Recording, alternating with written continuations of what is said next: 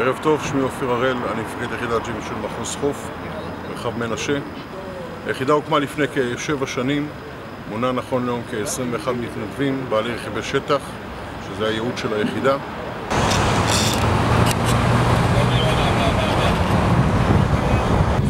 תצטרף אליי ועוד 2. מיכאל, סחר שלומי. קיבלתי. יבוא אחריך, הכל בסדר. כחלק מפעילות המניעה נגד גנבות, שימוש ברכב ללא רשות, מה שנקרא שבלר, אירועי פח"ע כאן באזור, כל נושא הגנבות כמובן. אנחנו מתגברים היום פה באזור בית אליעזר, במחסומים מכל כיווני היציאה לכיוון כביש 9.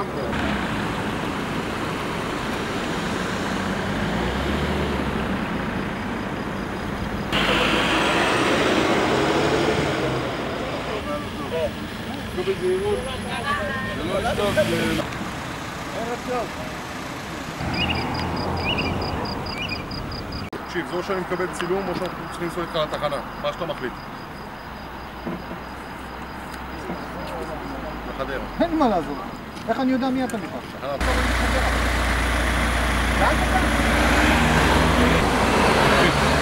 סע בזהירות. סע לאט. סע לאט. בוא נהיה משהו הכי אמיתי. מה היית עושה במקומי? אמיתי, אורגינל. אתה עכשיו שוטר, יש לי את הרכב ששנינו יודעים שהוא לא תקין, ולי חשוב החיים שלך ושלא יקרה שום דבר, שגם לא תסכן מישהו אחר.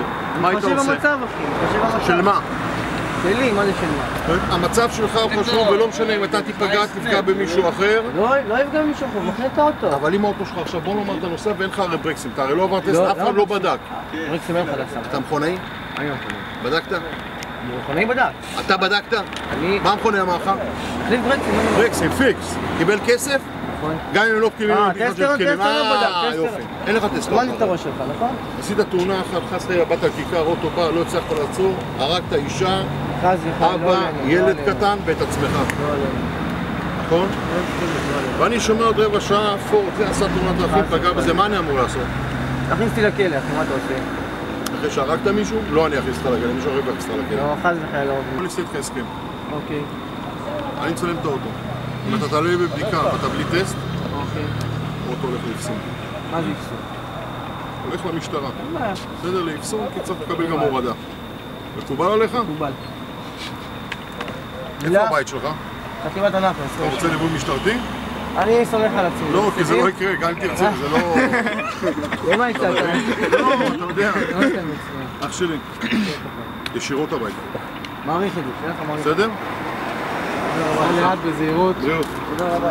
תודה רבה. אנחנו כרגע למעשה בחוף הגבעות בקיסריה, כחלק מהפעילות לוודא שבני הנוער לא שותים אלכוהול, כשאין רכבים כמובן בחוף. כחלק מהפעילות קורה לנו לא פעם ולא פעמיים במשך הלילה שאנחנו תופסים קבוצה זו או אחרת עם אלכוהול. מטרה היא לשפוך את האלכוהול ובוודאי לא לשתות אלכוהול, ומוודאים שמי ששתה אלכוהול הוא בגיל המתאים.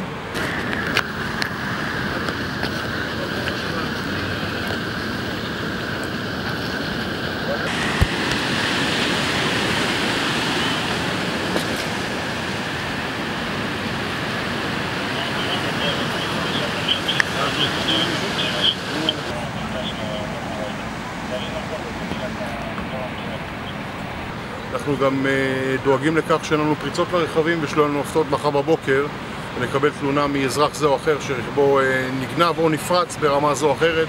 בשביל זה אנחנו גם מתפקידים כאן.